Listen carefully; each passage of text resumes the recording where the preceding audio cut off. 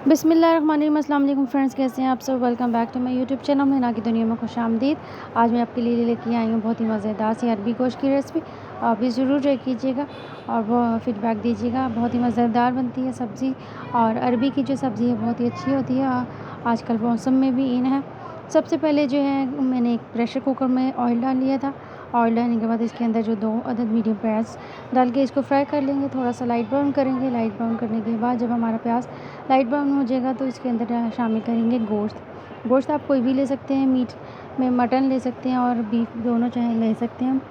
तो जब प्याज ब्राउन हो जाएगा उसके बाद हम मीट शामिल करेंगे और फिर इसको फ्राई करेंगे। थोड़ी कुछ देर ऑयल में फ्राई करने के बाद इसके अंदर डालेंगे लहसुन अदरक का पेस्ट। लहसुन अदरक, टमाटर और कुछ 4-5 हरी मिर्चों का मैंने एक पेस्ट बना लिया था और वो इसमें शामिल किया था। ठीक है, प्याज को हल्का सा लाइट ब्राउन करेंगे और गोश्त को इसके अंदर जब फ्राई करेंगे तो गोश्त की जो स्मेल वगैरह सब ख़त्म हो जाएगी। तो इसलिए गोश्त में ऑयल में डाल के गोश्त को फ्राई करना बहुत ज़रूरी है। तो जब इसको अच्छे से फ्राई कर लेंगे देन इसके बाद हम इसमें शामिल कर लेंगे लहसुन अदरक का पेस्ट, टमाटर 4 से 5 अदद टमाटर ले लेंगे दरमियाने, और 4-5 हरी मिर्ची शामिल करके उसका मैंने पेस्ट बना लिया था। पेस्ट बनाने से ये होता है कि जो अरबी गोश्त का सालन है या आलू गोश्त, इस तरह के जो भी ग्रेवी वाले सालन होते हैं शोरबे वाले, उसमें टमाटर प्याज साबुत अगर नज़र आए और शोरबे में तैरता हो तो अच्छा नहीं लगता। इसलिए इसको ग्राइंड कर लेंगे तो बहुत अच्छा सा शोरबा बन जाता है।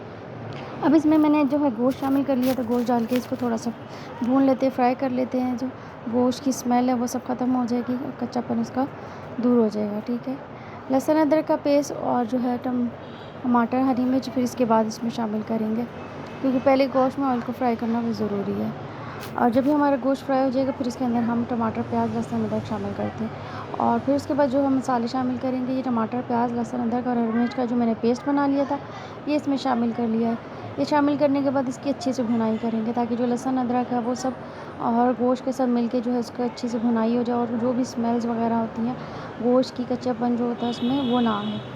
तो अब ये अच्छे से हमारा भुन जाएगा। फिर इसके बाद हम इसमें अपने मसाले शामिल करेंगे। जो भी मसाले शामिल करूँगी उसके आपके साथ शेयर करती हूँ, और आप अपनी हस्बे ज़रूरत जो भी आप जितना चाहें उसमें शामिल कर सकते हैं। मैंने 1 चम्मच के करीब इसमें नमक शामिल किया।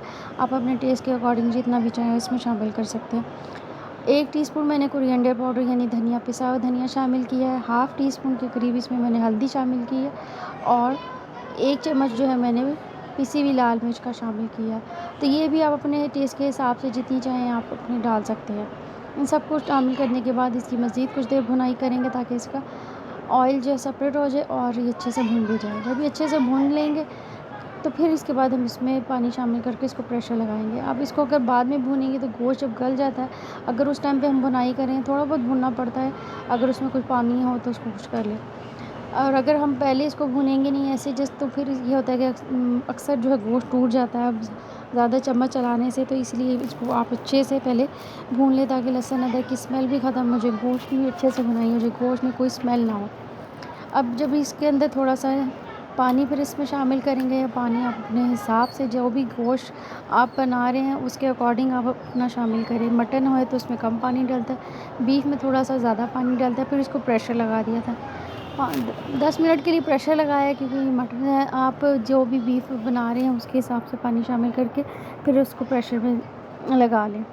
ये गोश्त हमारा थोड़ा गल गया था, उसके अंदर थोड़ा सा पानी था। अब तेज़ आंच करके मैंने इसको खुश्क कर लिया और जब थोड़ा सा भून भी लिया।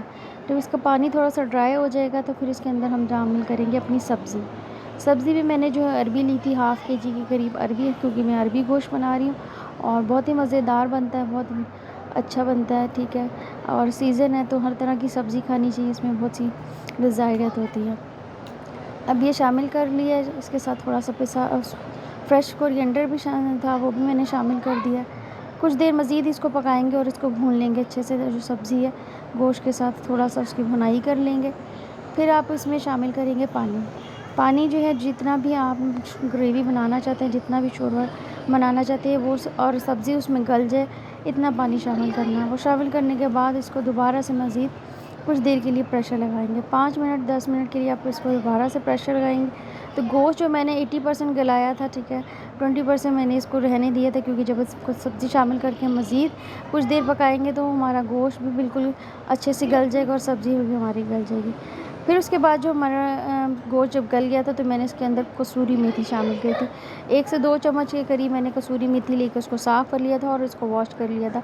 वॉश करके इसलिए डाला था कि उसके अंदर कोई पार्टिकल्स जो कोई रेत ज़रात वगैरह मिट्टी ना हो, तो इसलिए मैं उसको वॉश करके शामिल करती। फिर जो इसका अंदर फ्रेश कोरिएंडर शामिल कर लिया था। अगर आपका हरी मिर्चें इसके अंदर पसंद हो तो 2-3 साबुत हरी मिर्चें काट के भी आप डाल सकते हैं। तो मैंने क्योंकि पहले पिसी हुई हरी मिर्चें डाली थी, लाल मिर्चें डाली थी, तो मैंने इस टाइम पे इसके अंदर हरी मिर्च नहीं डाली, लेकिन अगर वो डालें तो बहुत अच्छी बनती है। और अगर आप ज़्यादा स्पाइसी खाते हैं तो फिर आप इसमें हरी मिर्च शामिल कर सकते हैं, अदरवाइज़ आप स्किप कर दें। और कसूरी मेथी जो है इससे बहुत अच्छा टेस्ट आता है अरबी गोश्त में, तो इसलिए कसूरी मेथी आप ज़रूर शामिल कीजिएगा। लास्ट में फिर इसमें गरम मसाला शामिल किए, 1 चम्मच के करीब गरम मसाला शामिल करके 1 मिनट के लिए इसको हल्का सा कुक करेंगे, मिक्सिंग करेंगे और बहुत ही मज़ेदार हमारा जो ये अरबी गोश्त का सालन बन के रेडी है। आप भी ज़रूर ट्राई कीजिएगा। अगर आपने मेरे चैनल को सब्सक्राइब नहीं किया तो मेरे चैनल को ज़रूर सब्सक्राइब कीजिएगा, बेल आइकन को प्रेस कीजिएगा और मेरी वीडियोस को आगे ज़रूर शेयर कीजिएगा ताकि मेरी आने वाली वीडियो आप तक ज़रूर पहुंचे। और thanks for watching my videos. Stay tune. अल्लाह हाफिज़। दुआओं में याद रखिएगा।